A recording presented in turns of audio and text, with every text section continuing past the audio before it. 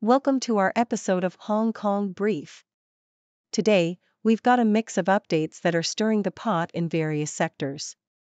First up, Hong Kong's Court of Appeal has made waves by banning the protest anthem "Glory to Hong Kong," citing it as a potential weapon for incitement.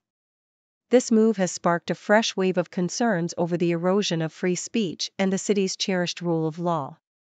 Moving on to education, parents are up in arms as the Little Frog Learning Center chain has unexpectedly shuttered its doors, leaving families scrambling and seeking answers. And in the tech world, China's push to champion the RISC-V chip standard is hitting some roadblocks, thanks to U.S. scrutiny and Google's decision to end Android support for the architecture. Each of these stories highlights the complex interplay of politics, society, and technology in Hong Kong and beyond. So, stay tuned for the detailed dive into each topic. Please continue to watch for more in-depth coverage. In the bustling, vibrant city of Hong Kong, a recent court decision has sent ripples of concern through communities valuing free speech and the rule of law. The Japan Times reports that the Hong Kong Court of Appeal has made a controversial move by granting the government's request to ban the protest anthem "Glory to Hong Kong." This anthem, which became synonymous with the pro-democracy protests, has been deemed by the court as potentially being used as a weapon against the state. This decision overturns a previous judgment that had rejected the ban, with the earlier ruling citing concerns over the impact such a ban would have on free speech. This development is particularly alarming as it points to an erosion of Hong Kong's once prized rule of law and the freedoms that set it apart from other parts of China. The Guardian highlights the broader implications of this ruling, noting that it is not just about a song but rather the further diminishing of free speech in the city. The government's aggressive stance towards removing the protest anthem from the internet has been criticized by many, including the United States, which sees this as a significant blow to Hong Kong's international reputation. This reputation was once built on an independent judiciary that protected the free exchange of information, ideas, and goods. The court's ruling also raises questions about internet freedoms and the operations of companies like Google, which might be pressured to comply with the government's demands. This situation places tech companies in a challenging position, having to navigate between adhering to local laws and upholding principles of free expression. In another part of the city, the focus shifts from the public squares and the digital realm to the personal struggles of families dealing with the fallout of a tutoring center's sudden closure. The South China Morning Post reports on the plight of parents and children affected by the unexpected shutdown of the Little Frog Learning Center, a chain known for providing extracurricular English courses for young learners. Parents, who had been informed via text message about a temporary suspension of operations for internal reasons, found themselves at a loss, unable to contact the operators of the centers. This incident has sparked concerns about the future of the organization and the lack of support for the clients left in the lurch. Both of these stories, while different in their nature and scope, underscore a common theme of uncertainty and the erosion of trust in institutions that were once considered pillars of Hong Kong's society. Whether it's the judiciary's independence being called into question or the reliability of educational services, residents of Hong Kong are facing challenges on multiple fronts. The ban on a protest anthem and the closure of a tutoring center may seem unrelated at first glance, but together, they paint a picture of a city grappling with changing times and the loss of freedoms and services that many had taken for granted. In the bustling metropolis of Hong Kong, the South China Morning Post, SCMP, recently hosted a thought-provoking breakfast event titled Embracing Ad. This gathering brought together the brightest minds in marketing to delve into the fascinating world of branded content. Kevin Huang, the chief operating officer of SCMP, set the stage by challenging attendees with a pivotal question: how can marketers craft a successful branded content campaign that resonates with their audience? As the discussions unfolded, Heyman Feng, the managing director and head of marketing at Standard Chartered Bank, alongside Michaela Sobnani, the executive director at Morning Studio, shed light on the crucial role of storytelling in branded content. Feng passionately argued that storytelling is not just an art form but a strategic tool that can forge deep connections between brands and their audiences. By weaving compelling narratives, brands can cultivate trust, loyalty, and a sense of familiarity that transcends traditional advertising methods. This approach, Feng emphasized, is what ultimately drives a return on investment, as consumers become emotionally invested in the brand's story. Meanwhile, on the technological front, China's ambitious endeavors to reduce its dependence on foreign chip technologies have hit a snag, as reported by the SCMP. The country's push to embrace RISC-V, an open-source chip design architecture, is facing significant challenges amidst U.S. scrutiny and Google's decision to end Android support for the standard. Despite these obstacles, China's commitment to RISC-V remains unwavering, with over half of the premier members of RISC-V International hailing from the nation. This determination underscores China's resolve to forge its path in the global tech landscape, even as it navigates the complexities of international politics and corporate decisions. Amidst these technological and marketing innovations, Hong Kong's police force is also undergoing a strategic transformation. The SCMP reports that the rapid expansion of the city's railway network has prompted a rethink in how the police respond to emergencies within the railway system. The current method, which involves officers using trains to reach crime scenes, has become increasingly inefficient. In response, the police are planning a significant revamp of their railway unit strategy. This overhaul will see officers from the railway district integrating their patrols with those on the ground, enhancing law enforcement efficiency without altering the overall manpower. The Railway Response Team will be absorbed by the Counter-Terrorism Response Unit, ensuring that the city's policing infrastructure remains robust and responsive to the needs of a growing metropolis. These stories, ranging from the power of branded content to the challenges of technological independence and the evolution of urban policing strategies, highlight the dynamic nature of our modern world. Whether it's through the art of storytelling in marketing, navigating the intricacies of the global tech war, or adapting to the expanding infrastructure of a bustling city, these narratives showcase the resilience and innovation that define our era. As we move forward, it's clear that embracing change, whether in the realm of content creation, technology, or public safety, will be key to thriving in an ever-evolving landscape.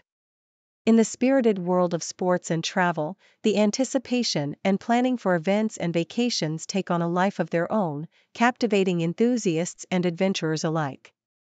From the lush greens of Mooney Valley's racetrack to the strategic maneuvers of fantasy Premier League managers, and even the wanderlust-driven trend of destination dupes, there's a palpable excitement in the air.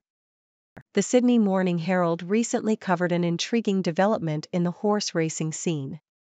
Mooney Valley, a name synonymous with thrilling horse races, has rolled out the red carpet for Romantic Warrior, a champion from Hong Kong, to compete in the prestigious Cox Plate.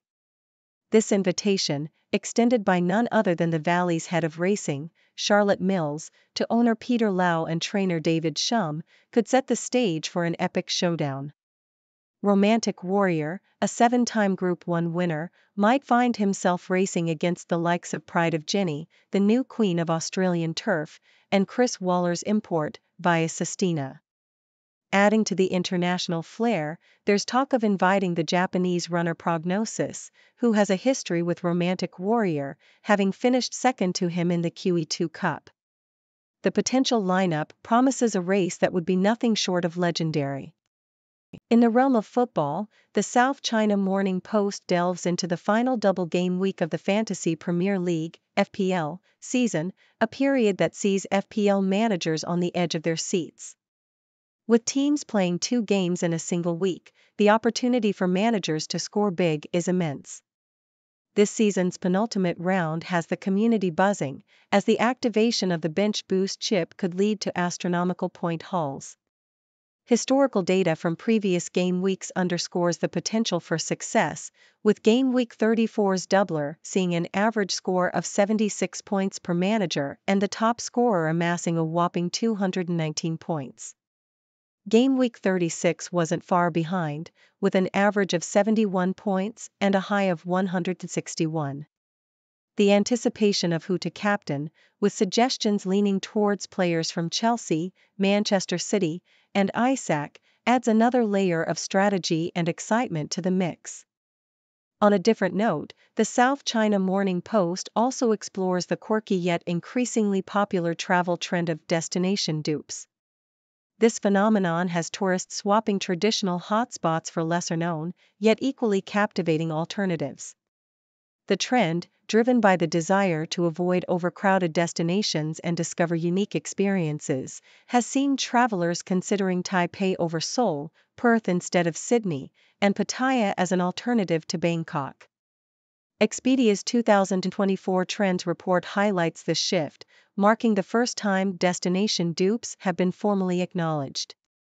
The trend, which originated in the fashion world, suggests places like Koh Samui as an alternative to Bora Bora, Hoi An in place of Kyoto, and even Seoul as a stand-in for New York. However, as these dupe destinations gain popularity, concerns about over-tourism arise, with critics warning that these once quiet spots may soon face the same challenges as their more famous counterparts.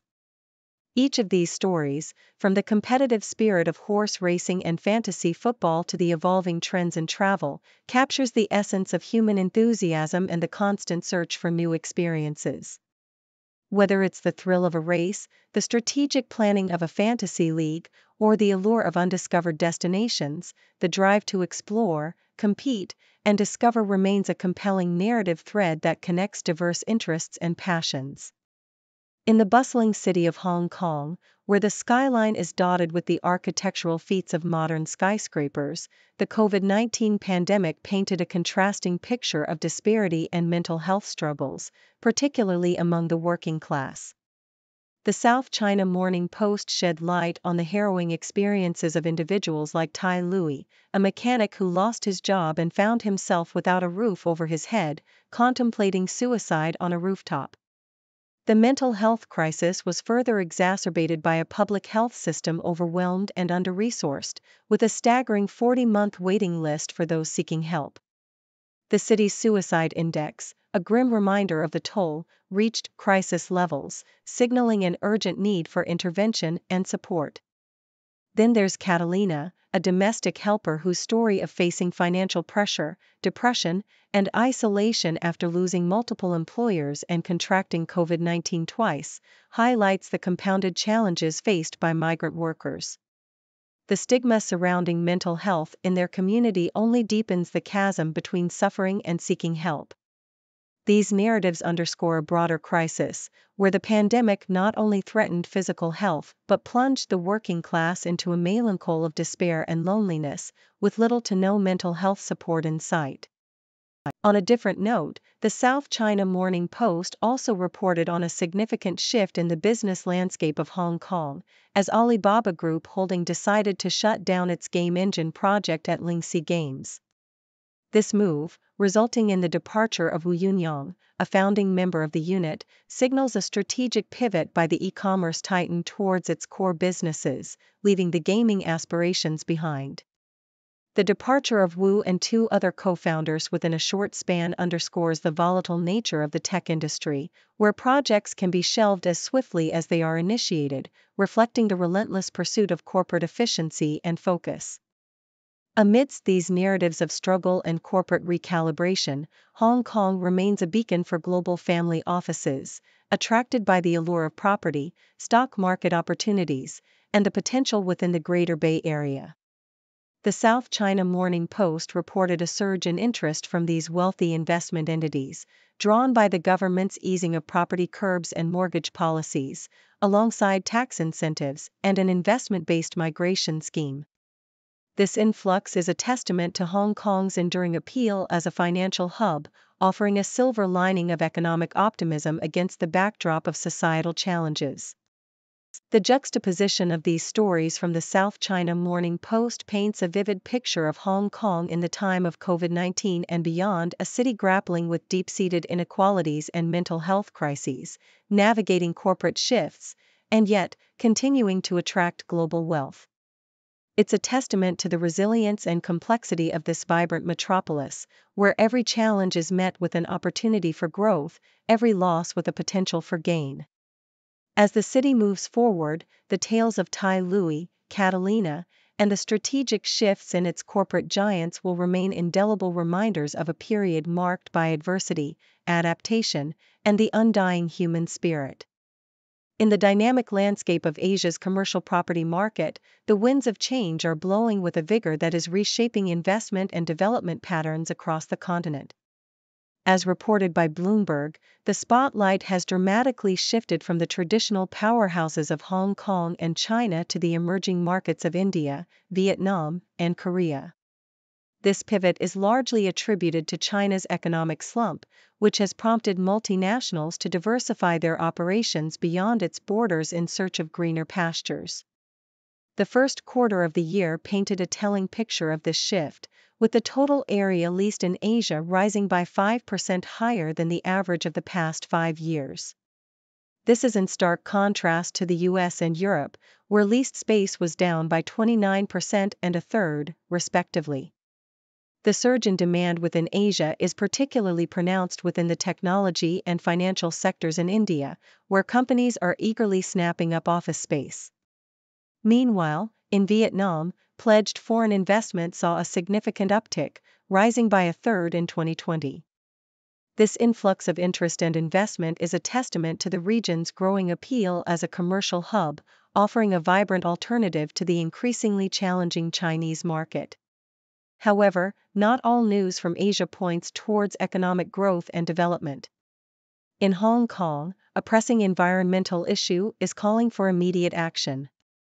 The South China Morning Post highlights the city's urgent need to implement a proposed waste charging scheme to tackle its escalating waste problem. Edwin Lau, executive director of the Green Earth, criticizes the government's procrastination, arguing that the scheme should be promptly enforced to prevent further damage to Hong Kong's environmental credibility. Lau suggests that government offices, restaurants on government premises, and civil servants' residential blocks should lead by example as the first core participants in the scheme. Set to come into effect in August, the initiative aims to encourage waste reduction by requiring residents to dispose of garbage in designated bags or pay according to weight. This move is seen as a crucial step towards fostering a more sustainable and responsible approach to waste management in the bustling metropolis. Meanwhile, in Canada, a legal drama involving international espionage is unfolding, as reported by the Toronto Star. A Quebec court judge has ruled that the case against a former RCMP officer accused of aiding China in foreign interference activities can proceed in the province. William Matcher, who faces charges under the Security of Information Act for conspiracy and committing preparatory acts for the benefit of a foreign entity, attempted to quash the indictment against him but was denied by Judge Sasha Blaze. The case, which highlights the complex and shadowy world of international espionage, is set to return to court in June in Longueuil, Quebec, with a trial scheduled for October. This high-profile case underscores the growing concerns over foreign interference and the challenges faced by nations in safeguarding their security and interests in an increasingly interconnected world. These diverse narratives from across Asia and beyond illustrate the multifaceted challenges and opportunities that define our global landscape. From the shifting sands of commercial real estate in Asia to the pressing environmental concerns in Hong Kong and the intriguing espionage case in Canada, each story offers a unique insight into the complexities of our modern world. As nations navigate these challenges, the outcomes of these developments will undoubtedly have far-reaching implications for economic, environmental, and security policies worldwide. Thank you for tuning in. The content above showcases the latest briefing reports and analytical synopses, thoughtfully curated by the 6Do team. These insights stem from a wide array of reputable media outlets, think tanks, government sources, and specialized experts worldwide.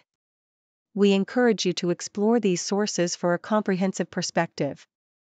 Keep in mind that while the content may not always align with the official standpoint of 6Do Brief, it's not meant to be taken as absolute directives for decision-making.